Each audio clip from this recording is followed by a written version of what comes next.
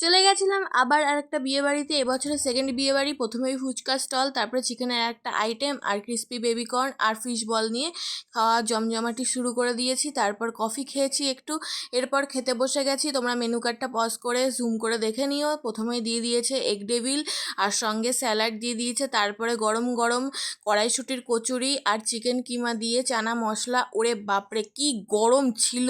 তারপরে দিয়ে দিয়েছে পি রাইস, আর তারপরে সঙ্গে দিয়ে দিল মাছের মাথা দিয়ে ডাল আর আলু ভাজা, যেটা আমার খুবই পছন্দের। সঙ্গে একটু লেবু হলে আরেকটু ভালো হতো, তবু আমি লেবুটা নিইনি।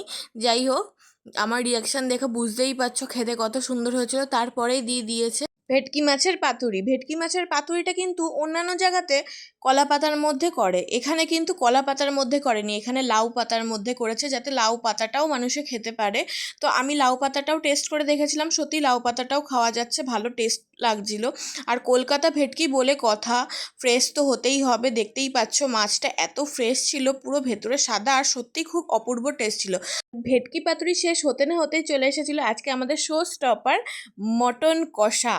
যাই হোক, মটন কষাটা কিন্তু জবরদস্ত ছিল, খুবই টেস্টি ছিল। এরপর দিয়ে দিয়েছিল চাটনি পাঁপড়, আর চাটনি পাঁপড়ের স্ট্রাগেল আমার চিরকালেই, পাঁপড় দিয়ে চাটনি ওঠে না, তবুও জোর করে তুলেছি। এরপর দিয়ে দিয়েছিল লট চমচম আর হট গুলাব জামুন, আর সঙ্গে দিয়ে দিয়েছিল নলেন গুড়ের আইসক্রিম। তারপরে খেয়েই বাড়ি।